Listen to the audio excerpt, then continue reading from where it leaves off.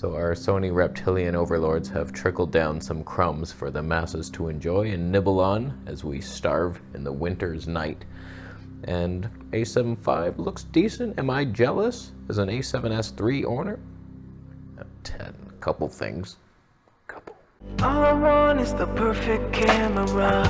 All I want is the perfect camera. So the way I see it, Sony A7 V, fantastic photo camera, capable video camera, nice little mix of the hybrid world, decent upgrades that I don't even have as a video shooter in this video-centric A7S III that we're disgusted at right now. It's funny, I have a friend who was 99.7% sure he was gonna buy the Fuji X-H2 because it had 40 megapixels. He was an X-T4 owner. He has the Olympus OM1. Thanks for the OM5, by the way. Good, wow, the innovations over there at the Olympus network. That's hard to keep up with. How did they do it? Just like lava and silver mixed together. I don't know what they're doing over there. Fantastic work. Another story for another day. So he was debating the Fuji X-H2 versus the Sony A7 IV. And I said, I lean Sony. They're just so reliable. Every time I compare it, it's like, yeah, Sony's just sharper, in focus all the time. Just, it's a workhorse. It works for horses. Then this A7RV comes out, double the megapixels of the 7 IV. Disgusting 30. It's like, I don't know, man. I think it's too much camera for you, friend. What are you gonna do with that? You're gonna lose your job just trying to make the payments. So I can see where loser photographers would be excited about this super 61 megapixels. It's like, wow, that will be leading until Canon comes out. They want it. They want to do a 75 megapixel or something. Will it work? I don't know. This kind of debunks the Canon R5 a bit. They're both doing 8K high megapixel. I might even lean Sony on that one. Canon color science, bit of a myth lately. You're looking at airy color science right now. I don't think it even matters anymore. You just switch it in post. One click of the thumb. So here are some things that I'm somewhat jealous of. As an A7S III owner, we get the... Oh no. That's the wife of someone who just bought an A7R4. She looked at her bank account after and was like, how come there's so much less money? It's pricey. In Canada, you can't recover from that. Better IBIS, but not really, actually. Here's the deal. 8 stops, sounds good on paper. For telephoto, it sounds like Gerald said, undone. He said it's better for telephoto, doesn't really notice it for vlogging. It's still jerky and herky. So like, it might be nice for wildlife, but then you lose all your frame rates in the slow-mo, so it's not good, but it's better, and that's nice to see. It's still like class trailing of the full frame category. You gotta give it to Panasonic, Canon even, and Nikon. Sony's down there at the bottom, even though they invented BOSS, the lens sensor partnership that's more stable than anything.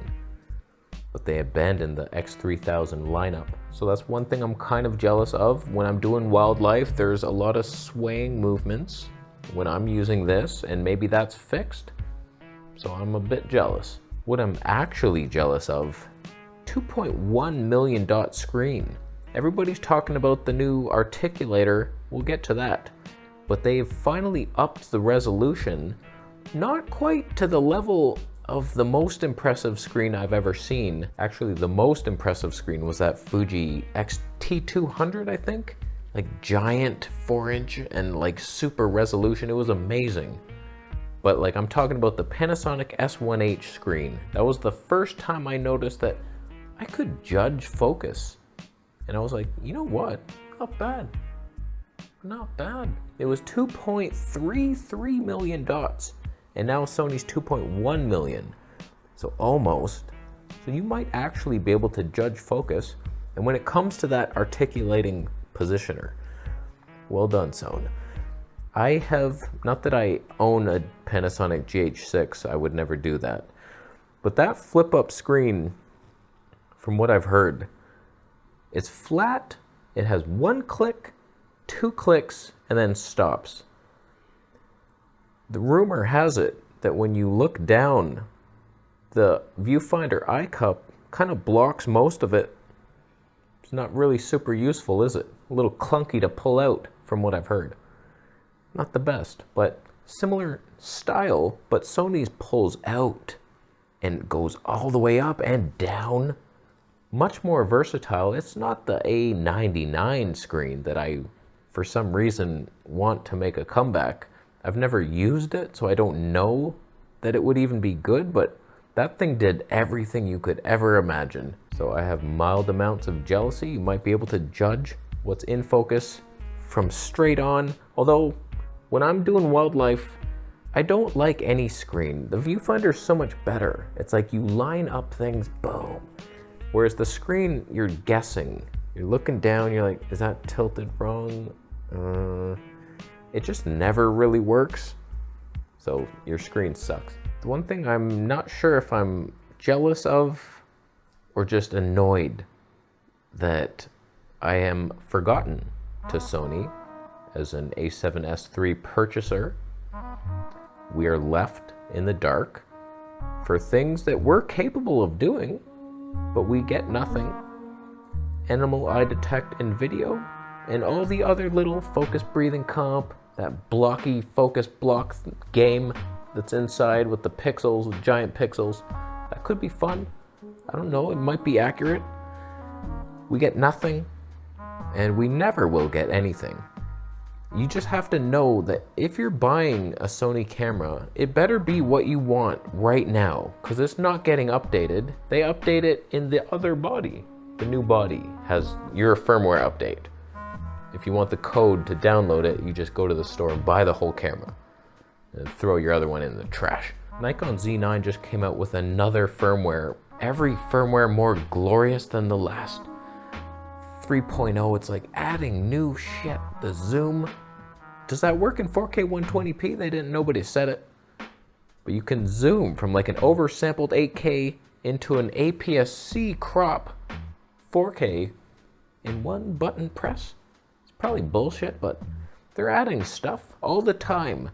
Updating that camera because they love it. Sony never produces a child that they take care of afterwards. They just have sex. They make a baby. They move on and do other things. Oh, hey. Oh, Hank. Oh, I remember you. You're so good at skateboarding now. Wow. Good for you. Where'd you learn that? Not from me. I didn't give you the tender care and love that you needed. I moved on.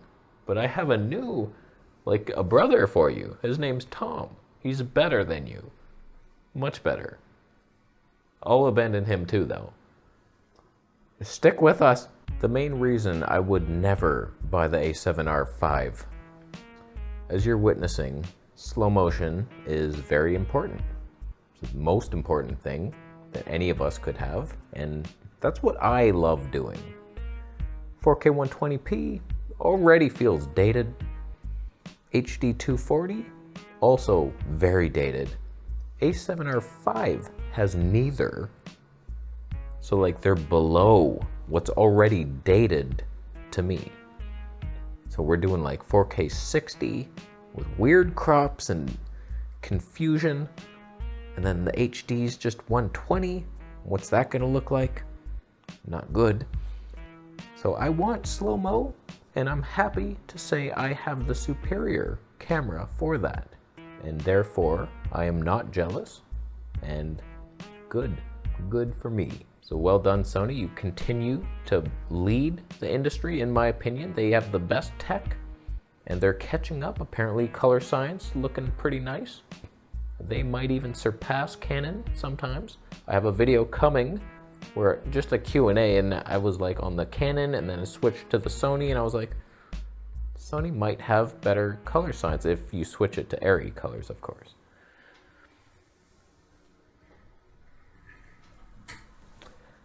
I don't mind Sony reptilian skin tones as much. Disgusting, but that's a little bright. Oh boy. I'll leave. Good release. I wouldn't buy it, but you're doing stuff. Photographers will appreciate you. Little 60 megapixel, boom. Little topaz enhance. Whoa. No, not bad. Take care, my friend. Affiliate links for this camera, they're down there. They are down there. Sony Leaf Detect autofocus. I don't mind it. I do not mind. I'll go.